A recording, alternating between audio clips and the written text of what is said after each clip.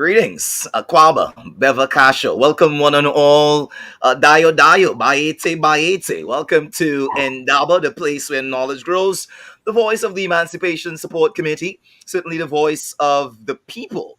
And as we greet our fellow co hosts on tonight, I would like to, of course, especially welcome Baba Dr. Claudius Fergus.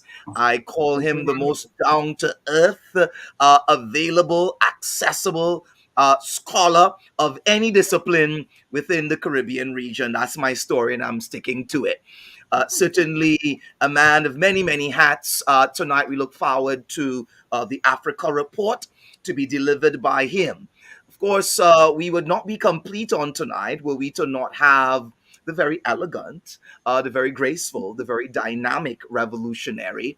I call her my queen mother, Dr. Asha Kambon. Tonight, her focus is going to be, of course, on the viewpoint. The viewpoint is Eye on Palestine, the aftermath of the South Africa case against Israel at the International Court of Justice. Having said that, I want to ask each and every one of you that is tuned in on tonight, please like, whether on Facebook or via YouTube, as well as comment. Let us know where you're coming from. Please introduce yourself. And while you're here, while you're at it, while you're enjoying all of this wonderful fun, revolutionary fun, educative fun, please share it with someone else that they too may join the Indaba family, the Ubuntu family, live on tonight. I know it's different time zones, so good morning where you are, good evening where you are, good night where you are, and again, welcome to Indaba. With that said, I want to cue over to our producer to reel in for tonight our Africa report dealing with the issue of carnival in Africa.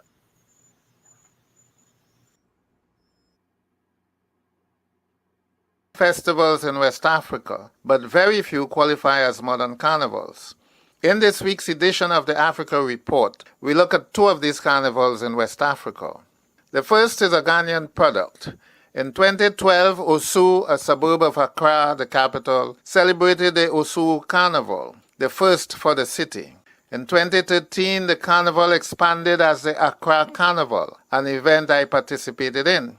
Actually, Taharka Obika, who was studying in Ghana at the time, was one of the masterminds behind a band that participated in the carnival, the first involvement from the Caribbean. In my opinion, it was a major success with tremendous promise.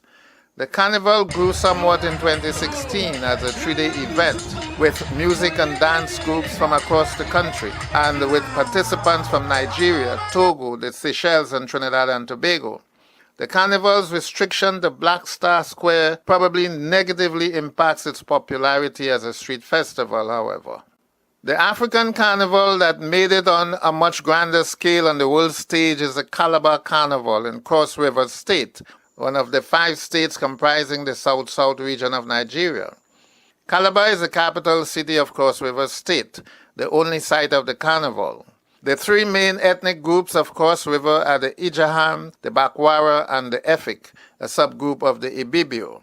The Cross River area has stronger connections to the diaspora in Trinidad and Ghana. Maureen Warner Lewis, in her book Trinidad Yoruba, states that the largest percentage of persons in Trinidad who were born in Africa at the end of the slavery period were from the Cross River region. Further cultural inputs from the region arrived in the post-emancipation as indentured laborers. Warner Lewis also affirms that the word Kaiso is of Efik Calabari origin. The modern Calabar Carnival was first organized only in 2004. It's a month-long, multifaceted annual event which takes place from the 1st to the 31st of December. Each year, a theme is selected that all revelers try to honor. Last December's carnival, the theme was Season of Sweetness.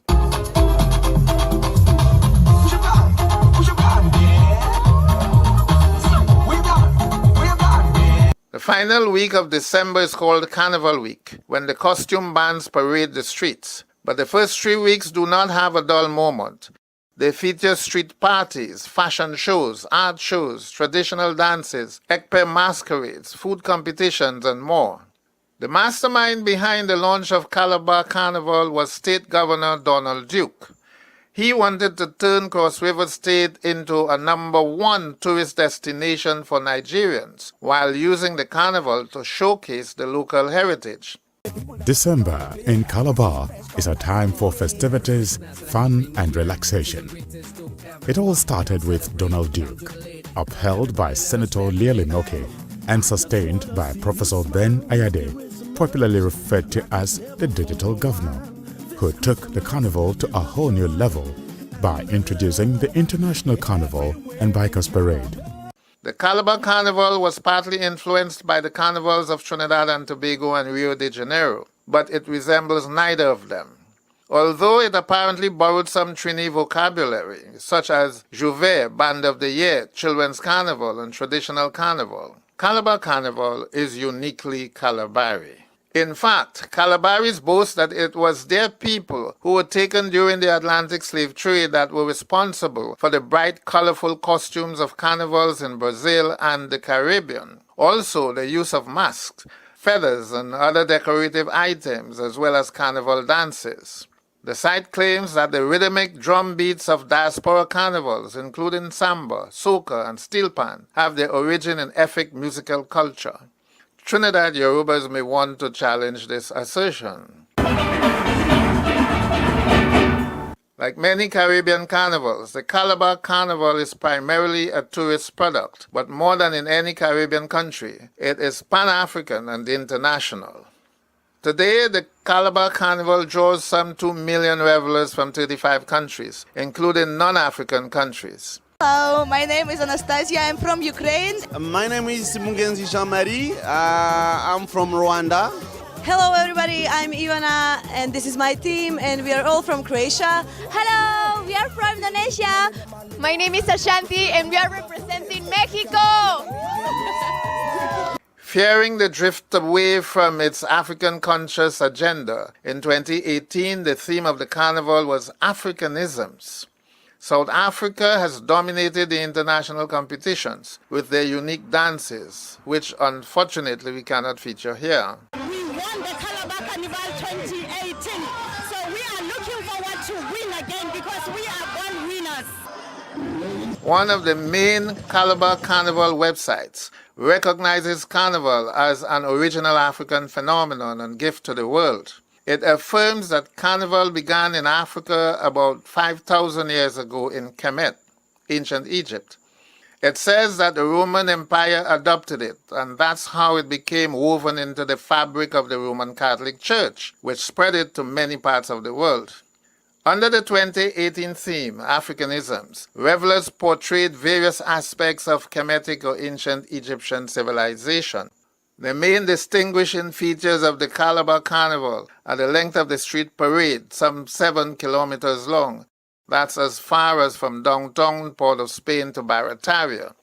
Bands are designated as competing and non-competing bands.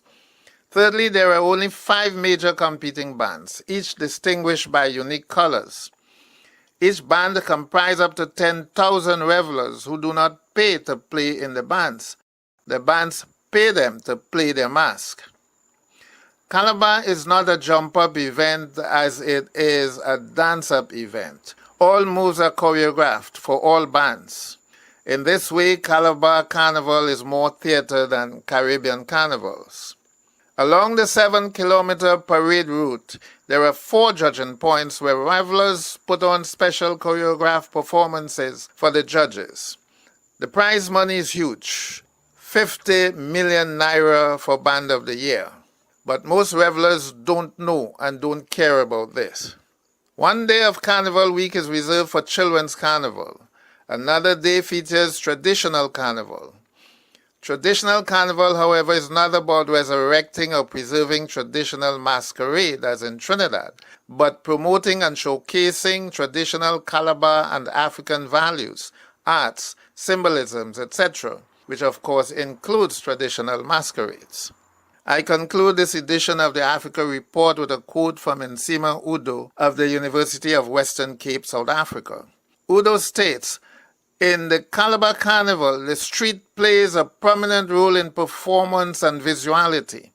It remains a space of convergence where culture, visuality, creativity, economy, and the secular meet and entangle, creating changes and movements in cultural, political, and visual aesthetics.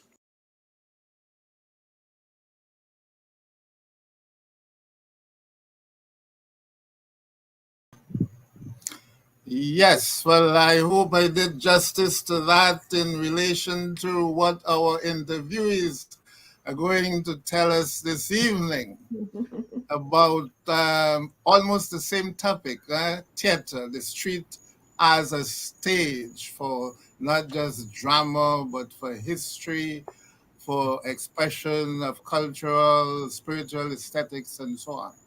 So I would give way very quickly to the introduction of our interviewees. My brother, I would let you do that honor. Oh, thank you so much.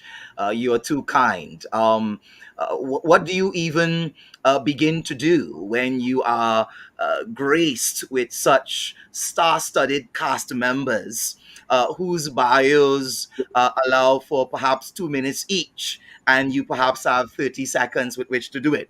I am going to do my endeavor best. Marvin George is a teaching artist extraordinaire. And by extraordinaire, I really mean extraordinaire.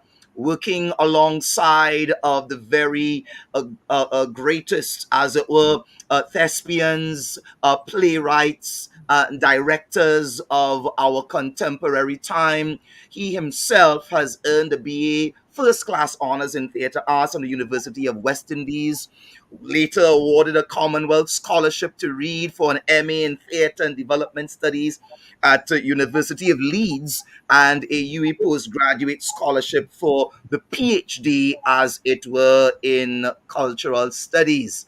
Actor, director, animator par excellence. He's also a professor and worked alongside such great Caribbean leading dramatists, and you'd probably know these names. These are household names. Nobel laureate, of course, Derek Walcott, Tony Hall, and his mentor, Royal Gibbons. As it relates to the issue of this young of heart, and certainly as compared to the greats that he's worked under young chronologically, again, director, thespian, actor extraordinaire. There are many awards that he has been graced with over the period of time that I'm looking at here, including UE Vice Chancellor's Award for Excellence in 2001. He has been coordinating and working alongside a number of very noteworthy organizations, among them Edmund Manley College of Visual and Performing Arts, and lecturer at the School of Drama there.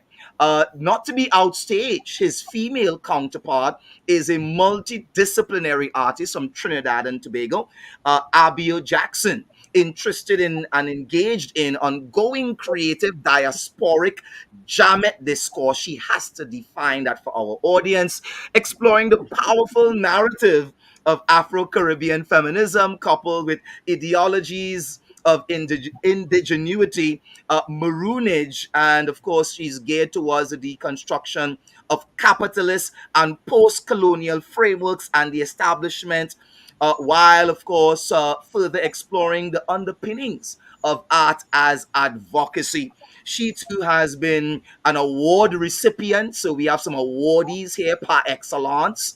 Coco Dance Festival Maverick Award winner, as well as a past Trinidad and Tobago National Youth Award recipient in the sphere of culture. Abby holds a BA in theater and dance from Dixon College, Pennsylvania, and an MA in acting for Screen from the Royal Central School of Speech and Drama, London. Again, an actor, acting coach, writer, dancer, choreographer, radio and television host, creative producer, as well as a theater producer. In 2020, she won Best Supporting Actress as the First Contact Film Festival in New Jersey for her role of Edwards in Noor Wazi, directed, London produced short film Labrat.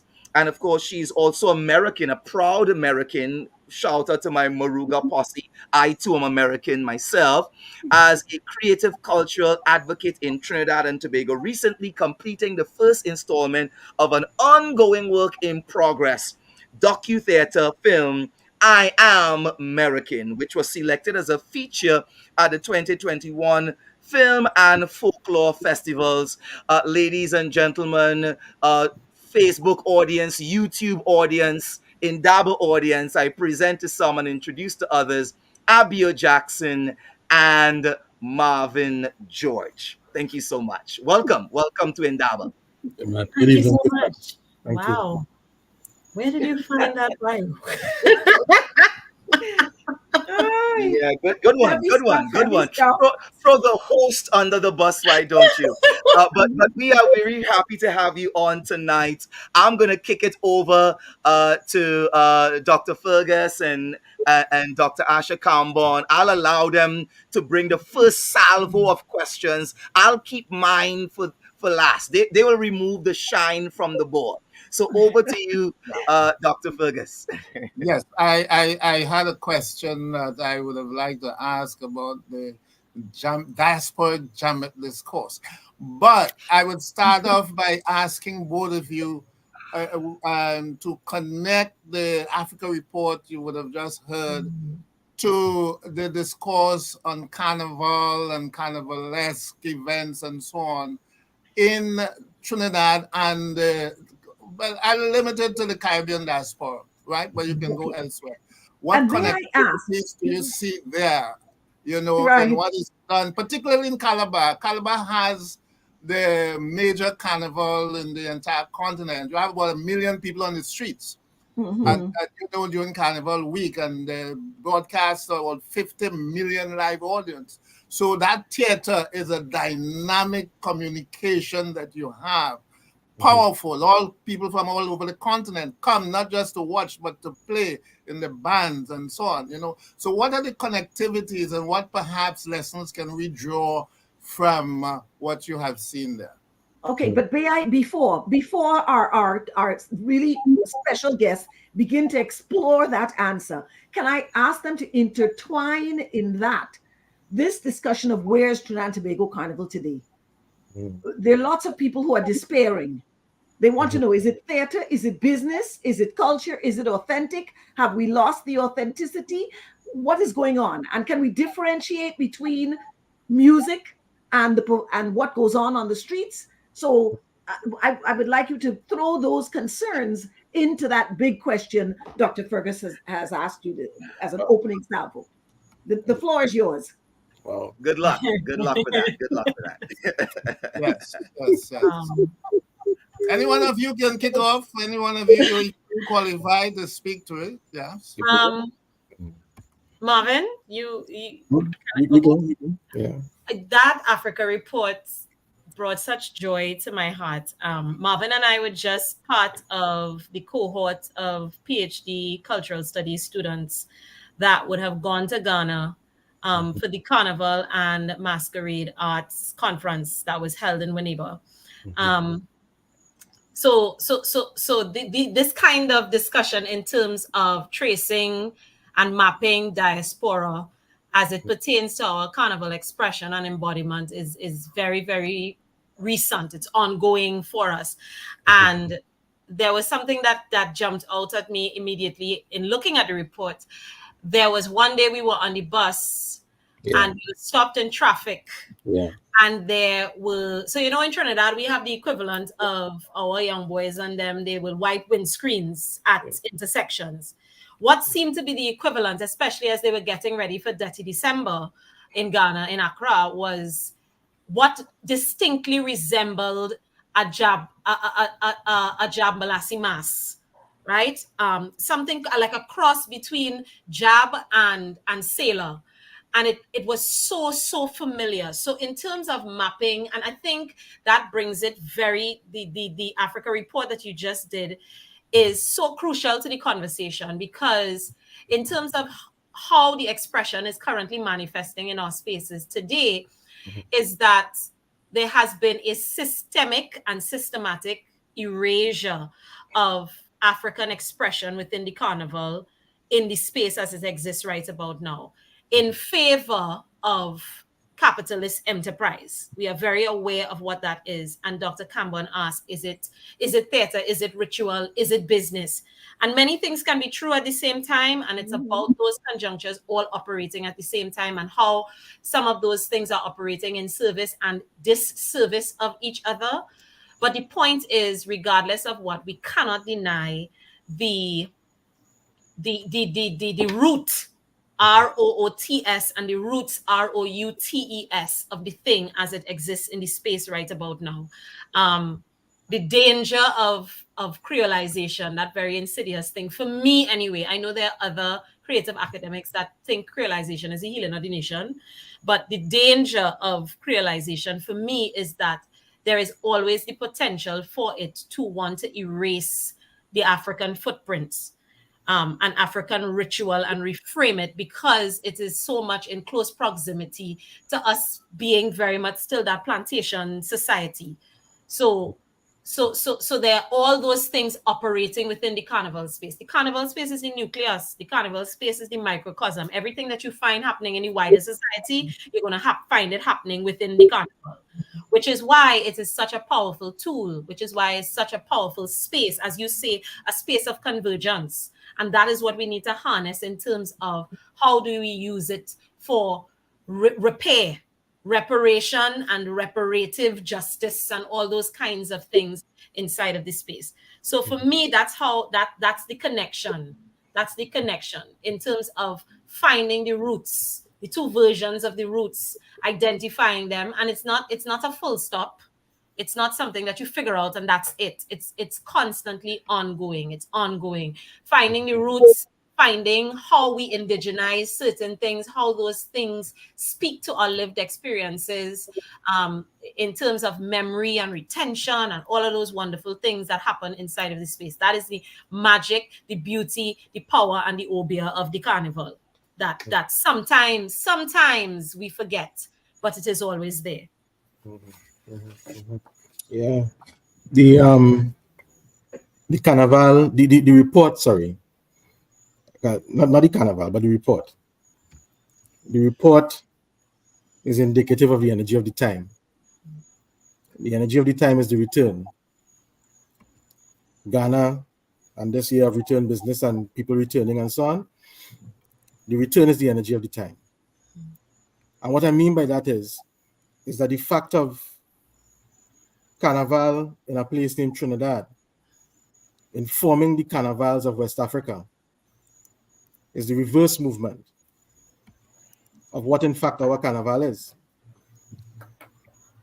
All the traditional energies of the Trinidad carnival, of the Caribbean carnivals, the traditional energies, the Kambule energies, and just to be very clear, I did not say the Kambule energies.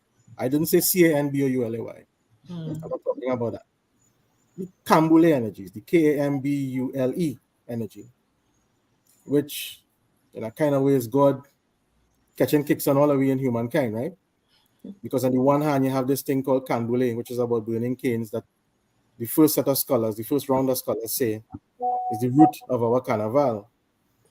And then Professor Maureen Warner Lewis corrects us and sets us straight that there's a word from which we derive Kambule that perhaps literally means the fact of masquerading in the road.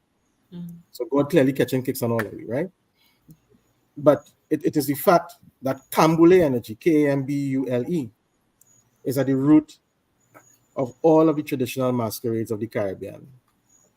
And that energy is now returning to a place where the same people who located here in the Caribbean and the Americas, right? sending that energy back and offering people in some of the places where we came from an opportunity to understand this thing named Carnival. We should probably say that inside of that energy is not simply color, colorful costumes, but inside of that energy, if we pay attention to the researchers who set us right, and by set us right, I mean the ones who remind us of the African presence inside of our carnivals, inside of mass and our carnivals. There are a couple of things we have to appreciate, right? One, I think, is the centrality of the road, right? And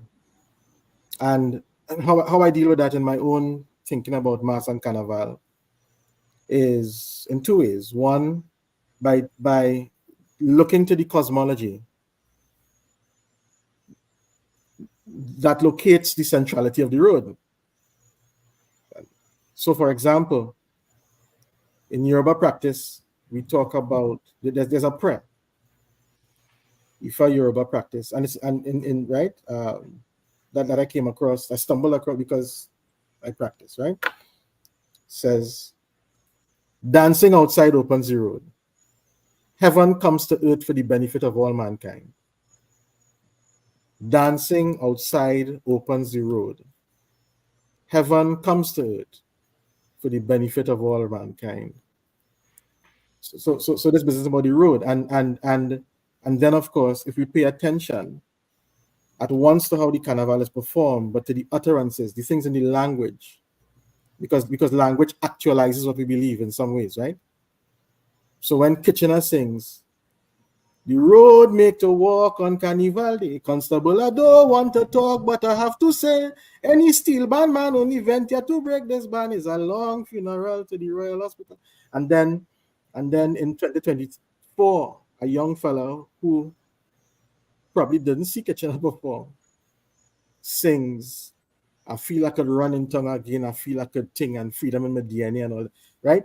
It suggests to all, or should suggest to us, the ways in which language actualizes that cosmology into contemporary beliefs, right? So the road is there as central. And then, of course, there's the business of, in mass, and I might talk about mass and probably not carnival, but forgive me. In mass, there's also the fact of, or the sense of, forget fact of, the fact kind of fundamentalist, but the sense of concealing and revealing, where the individual is lost, either actually, spiritually, metaphorically, right? The individual is lost, and the something else manifests. So in traditional mass, we might not know who the performer is, but we're certain about the character that she or he manifests. You dig?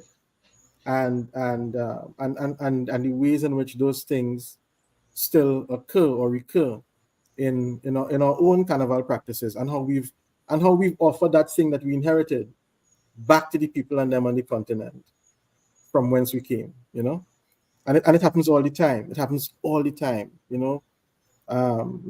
like I was this year days old when I found out that Mikel Tija is Mikel Williams. So like a Calypsonian, he puts on a thing and manifests another thing. You know what I mean? Like a Calypsonian of old, a fellow named Slinger Francisco who becomes Sparrow, a sobriquet that amplifies what your presence is on stage. Here is a young fella whose name I thought was his name, and is in fact is not his name. With a thing like that. That is mass. That's what we have. Those are the things we inherited, and we are giving it back in different ways. And there are other things too, but those are the things, but this is beautiful, and there's and so much valuable truth both of you have shared with us. But my problem is, and I have to be the agent provocateur here, My problem is that this is not what I see on Carnival Monday and Tuesday.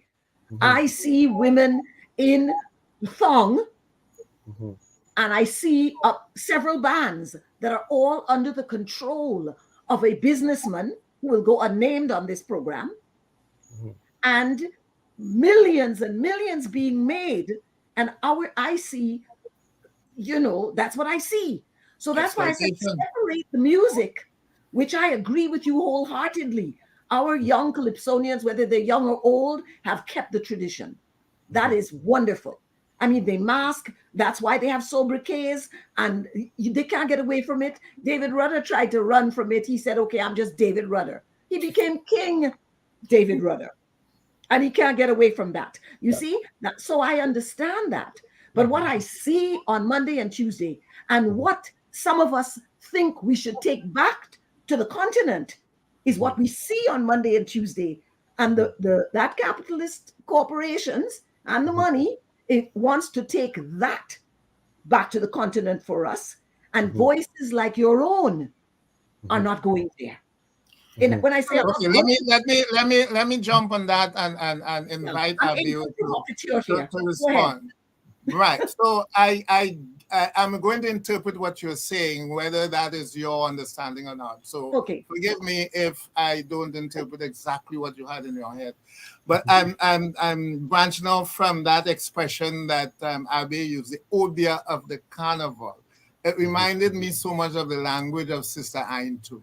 The way she uses the obia.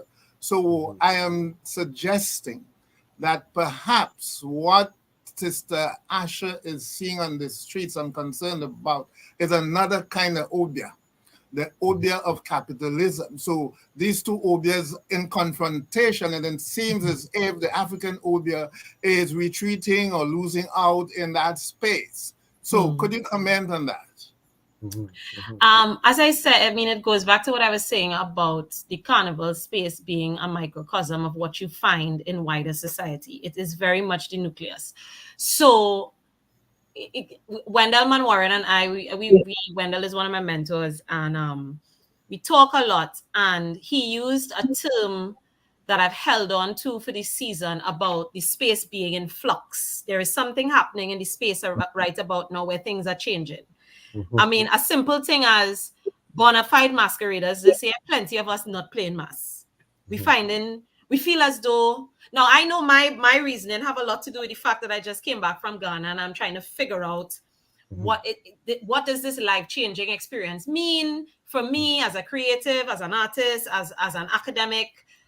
What is my role supposed to be? Like what has this experience, how has this experience influenced and radically changed my practice? And my practice is very much performance. My practice is theater. My practice is rooted in ritual as well, and all those kinds of things.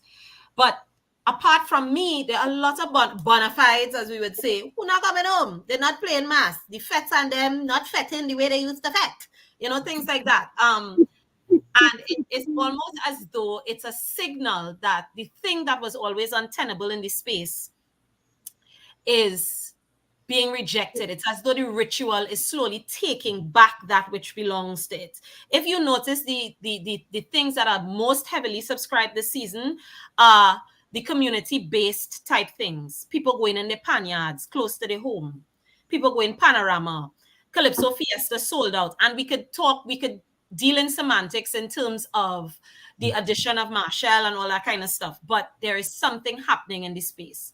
And the same end stage capitalism, the way capitalism is on its last breaths in terms of wider society, in terms of the global economic space.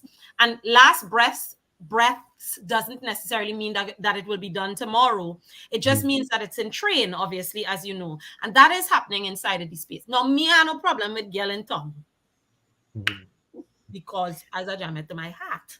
But I do agree with you that the conglomeration of how we have, there's something grotesque about it. The rope in the band, the things that the Jamet Yard actively fought against inside of the Kambule, the Kambule origin of the Kambule, the things that it actively resisted were the things that we brought back in because we have so little power and agency in our lives. And that's what I think. I think it's that we have so little power and agency in our lives in a lot of ways that the middle class, the middling, the working poor, because let's be real, we have no middle class. The working poor need, in our want to feel that kind of agency, we prop up systems that actively are in disservice to us. They denigrate us. You see, and this is the conflict. Yes. That's why I said women in tongues. I have nothing against women in tongues. Exactly. If it is her own agency. Right. If it is her own desire and agency. That's right. What I see is the manipulation of women in thongs for somebody else's wealth. To prop up somebody else as well. Yes. And you're absolutely right. So that's where I'm concerned. Yeah. That idea of us propping up the system because we want to feel like we are all inclusive, when the fact is we are actively excluding the spaces out of which where the ritual came. You understand? The same people holding the rope are the bodies that we now dehumanize, that come out of the spaces from which the ritual originally manifests. And there is something obscene about that. And I think spiritually, there's a spiritual shift that's also happening. There's a social shift that is happening. And as Marvin said, language actualizes what we believe. People are beginning to have the language to say, So when carnival bands come out and say is crime is the problem, why the bands they sell out, and people are actively saying it's not crime. It's because they're charging $8,000 for a backline costume, which is 2 pieces of string, 5 gem, and 3 feather. You understand? Like, people have begun to talk back to the system, which is in essence what carnival has always been about. So sometimes we think the carnival is just about the music that we love so much and the freedom of the road, the space of convergence. That's one thing, yes. The masking, the assuming of the character, that's another important part. But the carnival, when we say carnival is bacchanal, that is part of it too. The bacchanal of the talk back that is happening inside of the space right now is something that we need to hold on to. That is the return of the Jamet energy. The Jamet meaning the entire class of people to which the thing belonged. And then, of course, for me, when I specifically talk about Jamet, I will always tell people I don't necessarily call myself a feminist. I call myself a Jamet because for me, Jamet is that manifestation of woman agency in the space, the way it's articulated in the Caribbean and especially the way it's articulated in Trinidad and Tobago. That's how that's my reimagining of it, my re-empowering of it. And it is something that many powerful women, creatives, advocates, activists, academics in this space have truly begun to deal with as theory and methodology. So yeah, I'm done. There we go. Very, very interesting. I mean, everyone, is free to what should I say? We're in the business now of reclaiming words, reclaiming notions, reclaiming spaces. So, yes, man, why not reclaim the Jamet? Yeah, man. It's I'm not enfranchised to speak about the woman energy in Carnival. You leave that for somebody else, yes. Right. But this is what I think I want to say about it. I want to say that that conversation is old, and I don't mean Trinidad old. I mean Carnival old. If we deal with Carnival and in its spirit form, that conversation is at least 3,000 years old. Not Trinidad Jamet. No, Trinidad Jamet is just Trinidad Jamet is the contemporary manifestation of the thing that we want to take up, right? Of the energy that we want to pick up, because Trinidad knows it best, right? But it's a 3,000-year-old argument, and what I mean by that is that when I do theater carnival conversations with my students, I go back to, for example, classic Greek literature. In the Greeks, who they say give us Western theater, right? Who, according to their father of history, Herodotus, took the gods from the Egyptians. I make that very clear as well, right? I learned it so. I teach my students the same way, right? So we clear it's not me saying it. Their father of history said that they got their gods and their understandings of the gods from the Egyptians, the civilization before them. And that civilization knew a god named Osiris. Their civilization knew a god named Dionysus. The god named Dionysus, according to their plays, the Greeks' plays, the people who give us theater, who gave us theater, right? Their plays say that when the god Dionysus manifests, the women come up. Those women are called Maenads. That's the god that the Romans took and turned it into Bacchus, from whom we get Bacchanalia, etc., etc. But it was the woman. When he come down the road, it's the woman he intoxicate, right? It's the woman.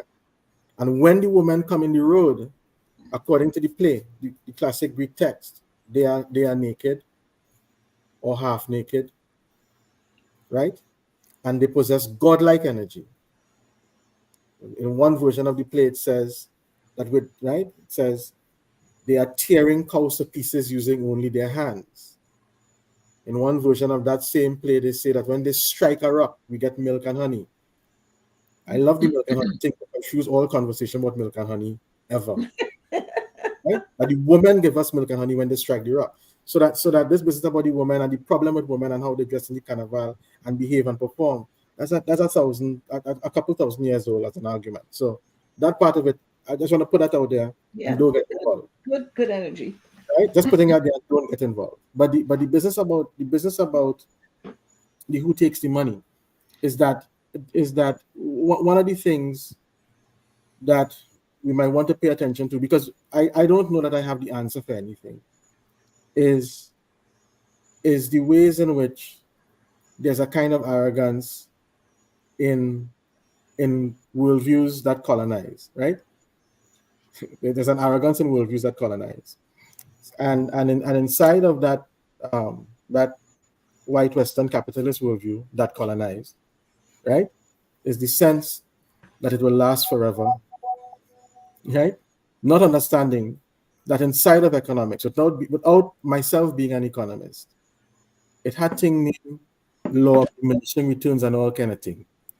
Even economics tells you it will fall, right? At some point, right? It's not forever. It's not forever. There will come a point where it has to collapse for the other thing to happen, right? Now, collapsing for the other thing to happen is the African worldview too, because it doesn't believe in death in that way. It's an existence like this, right? Where we go to the invisible and we come to the visible and so on, right? So we're always doing that. But then inside of this thing in economics, there's a sense of things that will collapse.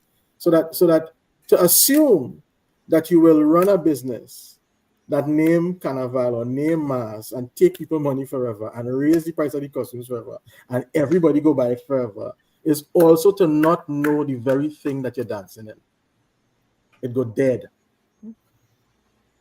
It will die.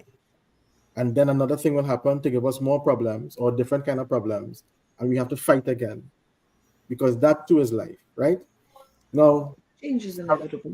Having said that, I don't know what the answer is. The thing is, I suspect the thing is, which is what we were discussing prior to the program, is that we may want to go back. Our business is to pay attention to traditional energies. And by traditional energy, I mean the Black traditional energy. And by Black, I don't think I only mean African in this moment, right? By Black, I also mean the other groups who are not white, who by the experience of the Americas were subjugated or made something else. But we affirm Black, so we include these things and push it back out, you dig? But it is also African, it is centrally African. We have to return to it and see where what is happening is happening. See where what is powerful is happening, and plug into it and do more of that over and over and over and over and over and over until, because there's nothing else to do. There's nothing else to do. If as Abeo said, reparations is about repairing, that's all we have. There's nothing else to do. Everybody has to simply focus on using whatever skill they have to do that job, because that is the only job. There's nothing else to do, right? So we go back into it, right? And so which is why, like, and I want to shut up now by just offering an anecdote. A couple of years ago, when Brian Honore, I had a very good fortune of being mentored by Brian Honore, the greatest midnight robber that walked this land. Honore's, one night we were at his home after doing a Kambule Productions Calypso musical with Gibbons, Louis McWilliams. Royal Gibbons, Louis McWilliams, right? And we go on by Brian's house and we arguing over soca, man. We young, we like soca. Me, I'm not ashamed for that. And Brian look at us and he says, "Guys, what are you doing there? Watching soca and arguing about it, like if it have something sensible in that?" And then somewhere inside of there, Bunji Garlin comes on stage and he kill it. And when I say he kill it dead. Bunji Garlin. The same Bunji Garlin, when he started in Calypso, the ones who are older than him call him Bunch of Garlic, etc. Make him have to sing a song named Accent to answer back people who complain about the accent, not recognizing the ways in which Jamaican popular music was colonizing the rest of the region, Black people colonizing, those kinds of things, right? And then Bunji sings, and then Brian Honore says, "Way boy, that man is a robber." That's it. That we don't die. Mm-hmm. We do not die. And that the more we see ourselves as always manifesting, and the more we invest in ourselves so that we manifest, is the more we could deal with the rest of them, whoever them is. Closing remarks. Abeo, we'll commence with you, and hopefully we be able to get into our next feature based on the time that is available to us. But go right ahead. No pressure. Yes, I'm seeing so many comments in the chats. Greetings to everybody locked on. I think it's Chen Zero I'm going to respond to just as my closing, in terms of, they were leaning into the over-sexualization, etc. Like, I get it. It's nakedness makes us uncomfortable. Some people uncomfortable. Like, I get it. But this is all I will say. These are things that I'm thinking about. And I'm not saying that it is definitive and it's absolutely right. I think this is the theater. This is the theater of the space, to be able to think through things in ways where you realize there is no absolute. If it is, we say things like the Dame Lorraine came out of ritual and tradition, such as like the Gilede Mass that honored the female form, etc., right? How far a jump is it for us to consider that the nakedness on this that we see now, this new manifestation of it may not necessarily be us padding the bumsy and the breasts, but it is definitely also a revelry and an obviousness. It's in your face, the female form. And I don't necessarily see it as being such a huge leap. The centrality of the female form within the mass, the female voice within the mass, female energy within the mass has always been there. It just means that it manifests in different ways. And I think sometimes when we use terms like over-sexualization, what we actually rooting it in is a kind of internalized misogyny that we need to be a little bit mindful of. That's what I'll say about that. I get it, and it will always be an ongoing conversation, as Marvin says. But for me, and nobody is any one thing. I have played in tongs and bikini for plenty years of my life.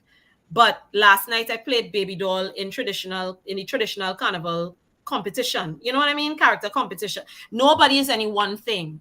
The mass will manifest differently at different times, in different spaces, in different places, exactly the way it needs to. And that is the theater of it.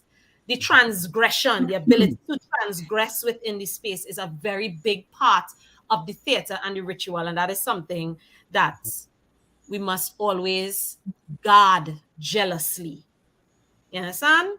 So, I just continue to look forward to see where it is heading next.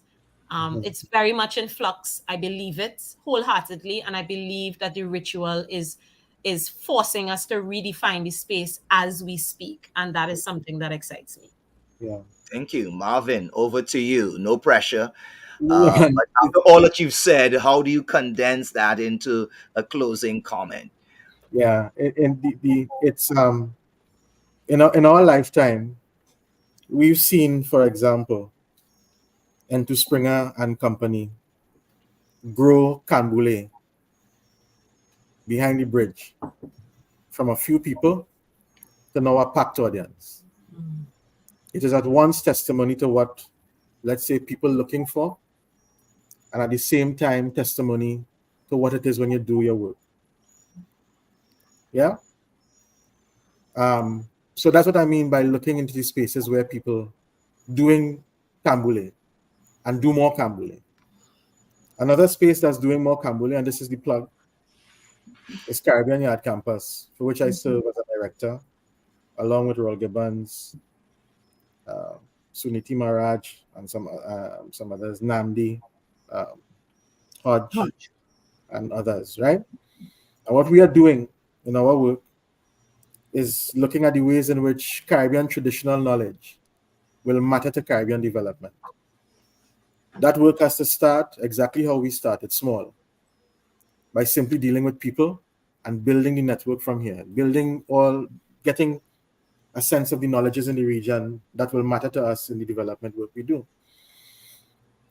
In the last couple of years, we've been able to develop a program that's called Earth to Sky. Earth to Sky is the first accredited program in traditional mass design that we know. And that's what we are doing. And for people who want to get involved in our Kambule, right, you will call 355-0966, 868-355-0966, so we could do more and more and more of what will matter, but changing the landscape of the Carnival and giving us the Carnival that we think we want to see, if we are truly dissatisfied with what we're seeing currently. Earth to Sky, right? Let's go back to Kambule. Kambule Energies, where it is. Give thanks. Thank you. Thank you so very much. And if I were to read the words of my producer, I often don't do it, but in this case I shall. Our producer is saying, thank you very much, Marvin and Abeo, for your excellent and insightful conversation. You both are special and beautiful. Thank you. And so we move into our final segment tonight of Indaba, and it has to do with another type of theater. But this time, the theater is in some cases defined as a tragedy, in some cases defined as a horror, in some cases defined as an action, in some cases defined as the absolute manifestation of suspense, a thriller par excellence. We deal with, of course, in the viewpoint, the whole issue of the South Africa case, the aftermath of the South Africa case against Israel for a genocide within Palestine. And to lead us in this segment, we call upon our Queen Mother here, Dr. Asha Kambon, to do the needful. Over to you, Queen Mother. Thank you very much, brother. Wonderful discussion this evening. And just, it's interesting, sometimes things tie together. One of the things about Carnival is that Sis was talking about, it's a place where people resist, where there's, you are allowed to get up against the when I say against, show your manifest against those things that seem to oppress you or lock you in. And in the case of Palestine, we're talking about the right to resist. We should remember that according to international law, oppressed people have a right to resist. Now that's interesting because we hear in this moment of this Israel genocide against the Palestinians, we keep hearing about Israel's right to resist and to defend itself. Israel's right to defend itself. That's what we hear. But in fact, international law says because the Palestinians are an occupied people, they have the right to resist. So I just wanted to remind our listeners with that bit of recap. The other thing I would want to highlight is that in the aftermath of the case being brought to the International Court of Justice, which Dr. Fergus gave us a spectacular view of last week, and those who didn't see it, go back to the program and have another look at it. But what we've had since then is more disinformation. We've had more destruction. We've had more death. We've had more acts of possible genocide. But what I think is spectacular is we've also seen more acts of courage. And since time is very short, I'm going to focus on the more acts of courage. So here we have 19 university students, tip of kids who just get out of secondary school and move into university in North America. Some of them second-year students, some of them maybe third-year students. They decide to go on a hunger strike. Why? Because they are calling on their university to divest from the programs of investment they have in Palestine, in Israel, that has been oppressing Palestinians for the last 45 years. Companies that are making billions of dollars in profit in tech programs. These youngsters at Brown University, some of them Jewish, some African Americans, some Palestinians, some indigenous peoples, whether from Hawaii or based in America, and white people. They're simply saying, we cannot attend a university that is investing its money in institutions that are making billions of dollars in profit, that are actually oppressing and are engaged in the genocide of another group of people. Some may lose, they become disenrolled because, interestingly enough, Brown University students have a history.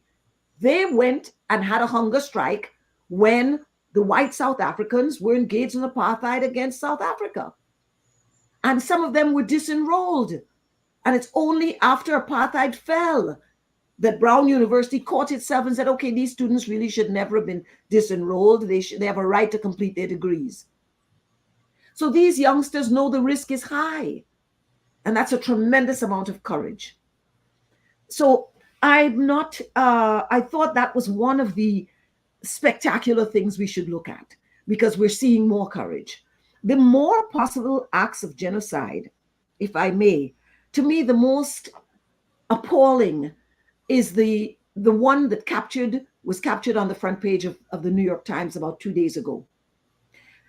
About 2 days ago, the New York Times showed videos that were being produced by Israeli soldiers, these most moral army in the world, according to Netanyahu, showed clips of these soldiers mocking and laughing and jeering at the Palestinians as they destroyed their homes, as they destroyed their infrastructure, their universities, their schools, their churches, their mosques, their places of other places of worship. Now, it is on private property, of course, their homes and so on. So even the New York Times, which has been quick to support every single fallacy, unproven fact that has come out of the mouths of the Jewish intelligence, even the New York Times had to say, this is going too far. This mockery of suffering and death is, and the reason it says going too far is because, of course, it is one of the things that identifies intent of genocide. And it's being committed not by the elites who sat behind a desk and talked about it, which is what the case said. The case brought before the ICJ said, hey, this is not just being talked about by the policymakers, it's actually influencing the behavior of the military on the ground. And here is absolute evidence being presented by the New York Times. So again, I ask us to keep our eyes open, read and listen, because there is a profound set of knowledge that is coming out of this horrific genocide that we have to witness. This is as our just past participants were saying, our guests were saying, that there's something happening globally. Yes, sisters and brothers, there is something happening globally that we have got to pay attention to. There is genocide being committed before our very eyes. And let us see how these young students, let's keep our eyes on them, because we'd like to see, we wish them strength, we wish them a lot of love, because that's what's going to keep them during this period of fasting and hunger strike. And that's how I'd like to Dr. Fergus, thank you so much for that very insightful breakdown of what you referred to as the courage, the resistance on the part of those who are perhaps least likely to do so. But when we look at history, if we are a student of history, it is often those youngsters who are the cusp of the growth and the advancement and the development of that final stage of their academics, that would question the society, that would question the narrative. And in the Trinidad and Tobago revolution, the Black Power revolution, it was the very same, as it were young persons, again, within the university context, the tertiary education context, that were not the only part of it, but very much a part of the courage that dared to speak truth to power. So I absolutely appreciated that, and for New York Times giving voice to the inciting of and the mocking and the ridiculing of persons who are already going through that kind of turmoil. It is certainly a good moment for them. It's a good look for them as an institution. But I turn now, Dr. Fergus, a powerful start there by way of Dr. Asha Kambon. Please, what are your insights? This is the third and final installment within this three-part series, Eye on Palestine. Where are you in this conflict? Where are you in this experience? Where are you in this war theater that is being acted out right before our very eyes? Well, I wish I could say at the front lines, but obviously that's not the case. Now, I had no illusion that Israel would not have halted the destruction after the judgment of the court, which actually left room just for that. Because, anybody looking casually at the decision would recognize that it is highly political, perhaps more politics than justice. And that is often the case in matters such as that, such as the case brought by South Africa, because it's not like one nation against the other; it's like one system against the other. It's the whole of the Western white supremacy structure that you are confronting. The court sometimes, perhaps often, acts as a sort of a guardrail to the same white supremacy system, while allowing some concessions to the oppressed and the underdeveloped world and exploited world. So this was just the kind of decision that we got. The objective of Israel, obviously, is to annex Gaza. It's an obvious objective. It has been a stated objective. It is obvious in the way they have been pushing the Gazans completely out. There's no quarter where they could retreat to say they are safe or comfortable and hope, to regain any territory at all. So that objective, obviously, is the sort of final answer to Israel to that question, So and that is what makes the resistance movement so important, because it is that movement, the leaders of the resistance, and once you're involved in resistance, you're a leader. The leadership of the resistance, particularly among the age group that we are seeing, has always been the main agency of change throughout history, modern history, let me say. So they have been at the vanguard of decolonization, and where we are concerned, for example, in Africa, in Asia, in the Caribbean, that young element have always featured prominently. So we should not be surprised that the energy that would bring about some kind of decision will be coming from there. And we are seeing some countries retreating. We need to note that, where the implication for cooperation and collaborating with Israel against the judgment of the court, because the judgment of the court is binding. No question about that. So assisting Israel now with armaments, different kind of weaponry and so on, could bring certain other states before the ICJ, right? And leaders or individuals before the ICC, the Criminal Court of Justice. So you see Japan, for example, halted, a shipment of arms to Israel. And there are other countries that have done the same. They're pulling back. That pullback also is what is going to put pressure on Israel to seek some kind of diplomatic solution to the problem, because war always needs the political aspect in order to bring resolution. Nations at war hardly ever decide to stop on their own. Then generally, there needs to be some third force and negotiation. So ultimately, it's some kind of negotiation that would bring about settlement, but that would come by the pressure that is being put on Israel by the international community, because it's an international resistance movement. And the pullback from the allies of Israel, pulling back in whatever way they're pulling back. They may be sympathetic, but they have to pull back in order not to implicate themselves legally. And therefore, that pressure is what I think is going to bring about an end to this episode. Not to the problem, but to this episode. To the episode. Good thinking, Dr. Fergus. Will not end with the withdrawal of Israel. Oh, it certainly will not. I just want to... Yes. Go ahead. I do have a question, but go ahead. Yes, Dr. Fergus reminded me in something he said there that I wanted to highlight one other act of courage. And this comes from a brother who just passed. And that was Dr. Haji Gingob, who was the president of Namibia.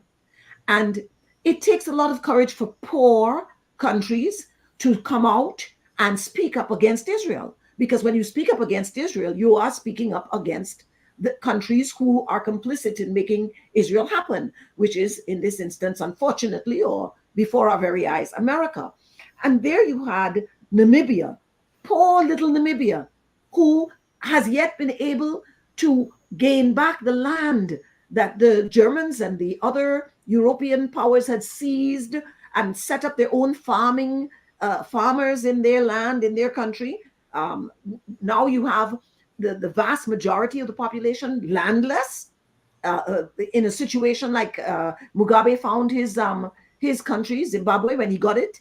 It was a situation where Africans were landless because the white settler colonizers, the same white settler colonizers that we have in Palestine, in Israel, who are now Israelis in Palestine, they took over the majority of the land and left African farmers with nothing. And they did the same in Namibia. And so it was that when the case came up, the aftermath was that Germany immediately spoke out and said, oh, no, we cannot support South Africa in this case. We support Israel. And this poor country, Namibia, led by Haji Gingob, and I mention him because he was president of Namibia, but he had also visited Trinidad and Tobago way back in about 2004, when he wasn't yet president, when he was coming out of his studies and coming out of being on the ground fighting for his independence. And I remember him saying to Brother Kambon at the time, he said, Kambon, I'm going back home. I'm going to take over that country and solve those problems. It was in, position. Confidence. And he said, it is with deep concern that the shocking decision communicated by the government of the Federal Republic of Germany, in which it rejected the morally upright indictment brought forward by South Africa before the International Court. And he continued, he said, one of the reasons, he said, ignoring the violent deaths of over 23,000 Palestinians in Gaza and so on. And he said, Germany has chosen to defend the ICJ, the genocidal and gruesome acts of Israeli government against innocent civilians. And he said, they cannot. Why? Because he said Germany committed the first genocide of the 20th century on Namibian soil and is yet to fully atone for that genocide. So I also say that when small countries or poor countries or countries with on the margins of this global environment we live in, when they speak out, when you have people like Haji, president of Namibia, speaking out, that also is a moment of courage. And South Africa, of course, really has given us a great sense of pride. I don't think we can't get over that yet. And then when you have smaller and poorer countries like Namibia coming out and taking a stand, not knowing what the reprisals will be, and they surely will be reprisals, because people who are committing genocide don't like to be called out for it, and yet they have done so. So that's another act of courage which we can celebrate. And the brother has passed, and he has made his position. I want to sign off before handing over to my brother Kwame to take us perhaps to closure. I want to sign off with a very telling quote from our guest that we had tonight, Marvin. He said, there's an arrogance in worldviews that colonize. And I think that is what we have seen, because most of the forefront in defense of Israel are in fact historical colonizers within recent history. There's an arrogance in the worldviews that colonize. Over to you, my brother. Good, thank you. Yeah. Thank you so much. Powerful quotes, absolutely worth repeating.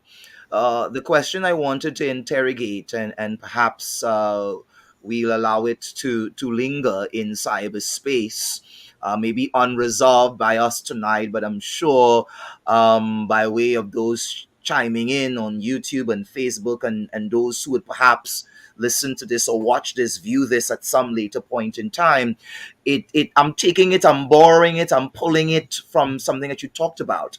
Now, Turkey Al Faisal, that I mentioned on the previous Wednesday night's program, edition of Indaba, in talking about his condemnation of Hamas and his condemnation of the war crimes being perpetrated by Israel, he mentioned the fact that there is a need, of course, for a diplomatic, non-military solution.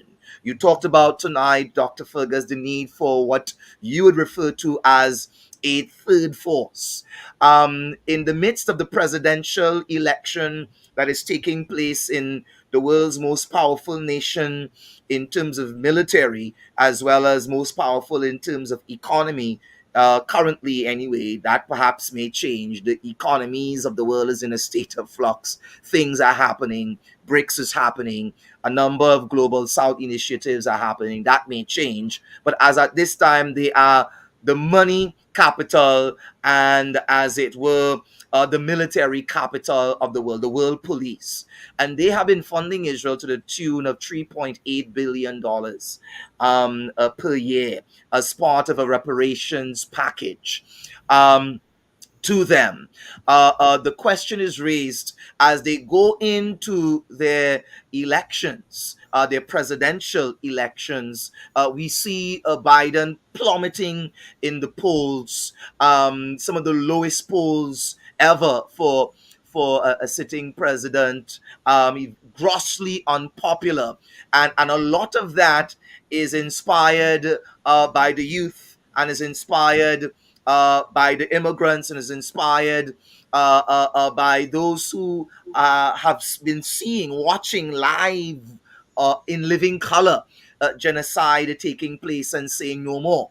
Cornel West called him, a war criminal. He literally used those words in defining him. But if anyone has to be a third force, to stand, as it were, as an arbiter in this situation, arbitrator in this situation, and mediator in this situation, I don't really see the ICJ having the clout, the power, the wherewithal to do so.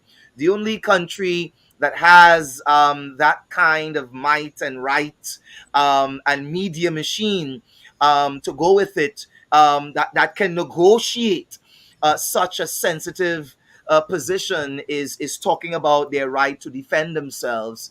And every nation has a right to defend itself.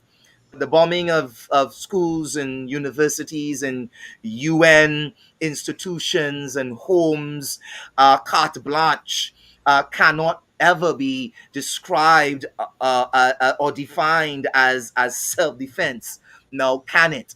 And so it'll be very interesting for us to see how this conflict is going to play out in the presidential elections, as well as how it's going to play out in terms of what is going to be required if we are to seek a non-military resolution to this.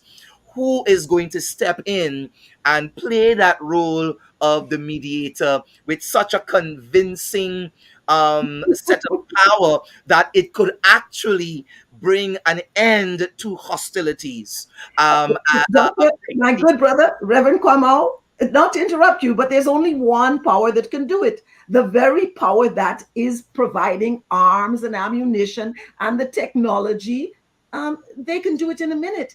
And their own analysts are saying, listen, when there was a previous, when Israel was previously engaged in some of this same activity many years ago, it was Biden himself actually who called Netanyahu and said, brother, stop it. It's got to end now. And indeed, Netanyahu ended it now. So there's evidence. I mean, there's practical evidence on the ground. And so I don't think we have to, it's not a question we have to answer.